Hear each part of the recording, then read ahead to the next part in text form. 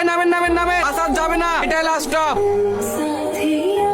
ও বড়দা, দাঁড়ান দাঁড়ান দাঁড়ান। কি হলো? এই ফাইলটা বাসের মধ্যে পড়েছিল, আপনাদের কাছে রেখে দেন না, খোঁজ হলে দিতে দেবেন। এটা মাধ্যমিকের অ্যাডমিট না? হ্যাঁ, সমস্ত রকম আছে আইতে ওনার ভুল করে ফেলে তুই চলে গেছে। আপনি পৌঁছে দিয়ে। না না, বুড়ি বলছিল পরশু দিন থাকি নাকি মাধ্যমিক পরীক্ষা, আমাদের কাছে থাকলে মেয়েটা পরীক্ষায় বসতে পাবে না, তুমি দায়িত্ব করে পৌঁছে দিও। আচ্ছা ঠিক আছে।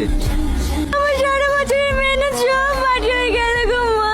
কাঁদিসনি মা, কাঁদিসনি। তোর আব্বা স্কুলে গিয়েছে, কিছু একটা ব্যবস্থা করিয়ে আসবে। ভালো করে মনে করে দেখ দিনি, ওষুধের সকালে কিন্তু টিপু দোকানে জেরক্স করতে গেছিলি, এখানে ফেলে তো আসিসনি তো?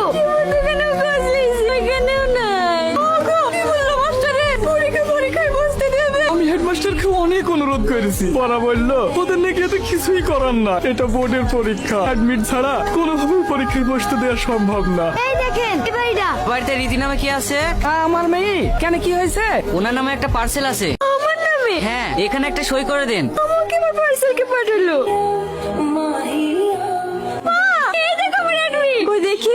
এই দেখো আমার সব ডকুমেন্টস আছে। আমার অ্যাডমিটটা হারিয়ে গেছিল, অ্যাডমিটটা না পেলে তো আজকে পরীক্ষাতেই বসতে পারতুম না। আপনি যে আমার কি উপকার করলে, আপনাকে অনেক অনেক ধন্যবাদ। আমাকে ধন্যবাদ জানি কি হবে বোন, এই ডকুমেন্টস গুলো পেয়ে যে দায়িত্ব করে তোমাকে পাঠিয়ে দিয়েছে, তাহলে ধন্যবাদটা তাকেই দিও। আসছি বোন। এই বুড়ি, তুই আর দেরি করিসনি, পরীক্ষা শুরু হতে এখনো সময় আছে, তুই তাড়াতাড়ি বেরিলে, আমি তোকে ছুঁয়ে আসছি।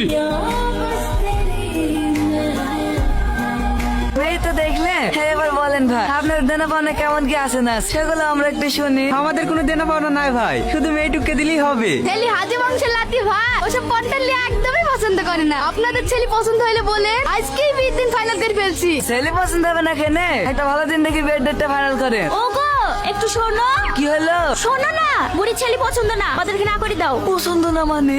একটা বাপের একটাই ছেলে, অবস্থা ভালো। আপনি যদি না থাকতেন তাহলে তো এই বছর আমি পরীক্ষায় দিতে পারতাম না। আপনি আমার যে উপকার করলেন, এই ঋণ আমি জীবনেও শোধ করতে পারবো না।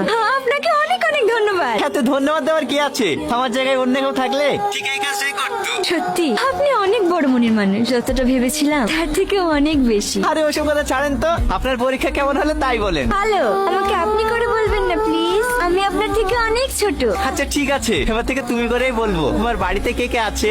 আমি, মা আর আব্বু। আপনার বাড়িতে?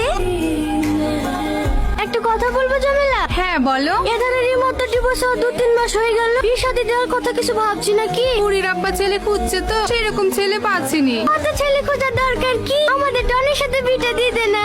এটা তুমি কি বললে নানি? আমি এই কালো ভূতকে বিয়ে করবো? কালো কিসের রে? তোর তো একবার বিয়ে হয়েছিল, তুই আমার আই বড় ছেলে পাবি নাকি? আই বড় ছেলে না পারলেও আলকাদের মতো কালে এই ছেলেকে বিয়ে করবো না। তুমি কি বলো দিনি দাদি, সবার সামনে আমাকে এইভাবে তোমার অমর করতে ভালো লাগে? তোমার বলিস আমি তোমাকে বিয়ে করবো না, করবো না।